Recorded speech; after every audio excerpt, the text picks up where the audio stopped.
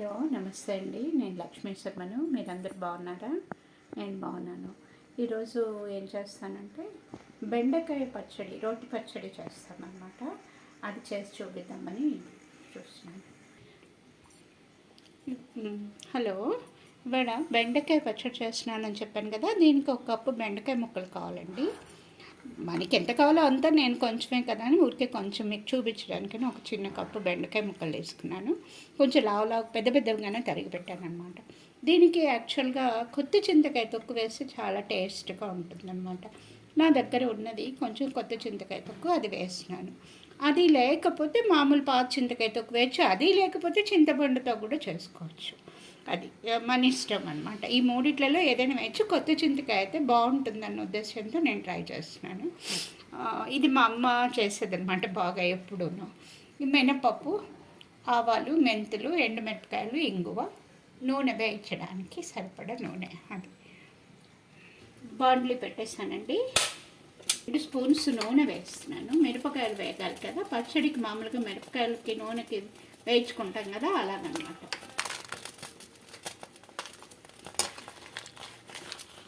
ఒక స్పూను మినపప్పు కూడా వేస్తున్నాను. ఆవాలు, మెంతులు.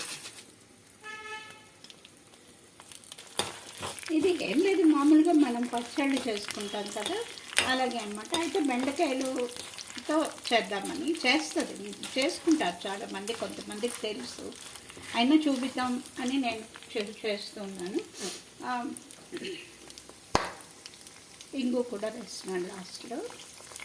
అయిపోయి ఒక స్పూన్ దాకా ఇంగువే మెయిన్గా దీనికి.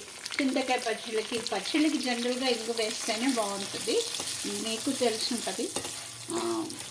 అదే ఇంగు కొంచెం ఎక్కువే పడుతుంది అనమాట. ఒక స్పూన్ వేసాను ఇంగువ నేను పొడి వేసేస్తున్నాను దీంట్లో.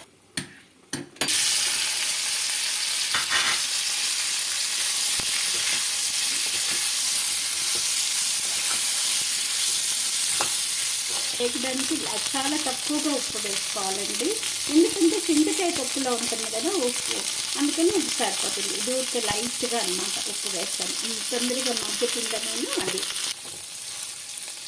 ఇదిగోండి, ఇలా వేసేస్తాను అనమాట. ఇది చాలు వేస్తాం. వేగిపోయింది. ఇది చల్లారాక నేను మళ్ళీ చూపిస్తాను. ఈ పచ్చడిలా చేద్దామని మన ఇంట్లో రోడ్లు ఉంది, సరే చేద్దాంలే అనేసి చేస్తానన్నమాట. చిన్న రోల్ అనమాట ఇది. సరే చేద్దాం, ట్రై చేద్దాం అనేసి ఈ లోపల అది చల్లారుతుంది.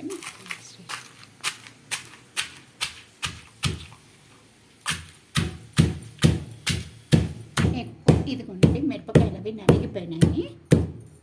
ఇప్పుడు ఇందులో ఏం చేస్తానంటే, నేను చింతకాయ పప్పు ఉందన్నాను కదా, ఇది కూడా ఇందులో వేసేసి కొడతాను అన్నమాట.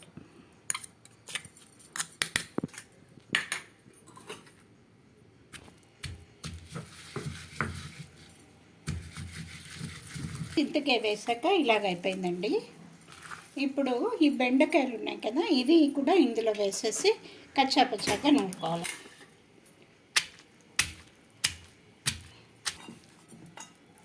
బెండకాయ చట్నీ ఇది చాలా చిన్నదిగా ఉంది, అందువల్ల కొంచెం కష్టంగా ఉంది. కష్టం అంటే కష్టం కాదు, కింద మీద అంతా పడుతూ ఉందన్నమాట. రోలు ఉంది వెనకాల, సరే వెనకాలకంతా నేను ఇందాక కొంచెం పోపు కూడా మిగిల్చేసాను ఇందులో. ఈ పోపు కూడా ఇందులో వేసేసుకుంటే బాగుంటుంది. బెండకాయ కదా, కొంచెం ఎలాగైనా లైట్గా జిగురుగా ఉన్నట్లు అనిపిస్తుంది.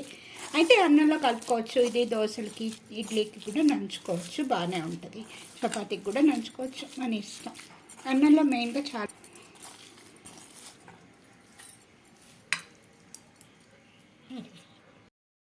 కూడా ట్రై చేయండి. ఎలా ఉందో నాకు కామెంట్స్ పెట్టండి. ఇదిగోండి, బెండకాయ పచ్చడి రెడీ అయిపోయింది. మీరు కూడా ట్రై చేయండి, ఎలా ఉందో నాకు కామెంట్స్ పెట్టండి. సబ్స్క్రైబ్ చేయండి, బెల్ బటన్ నొక్కండి. Thank you.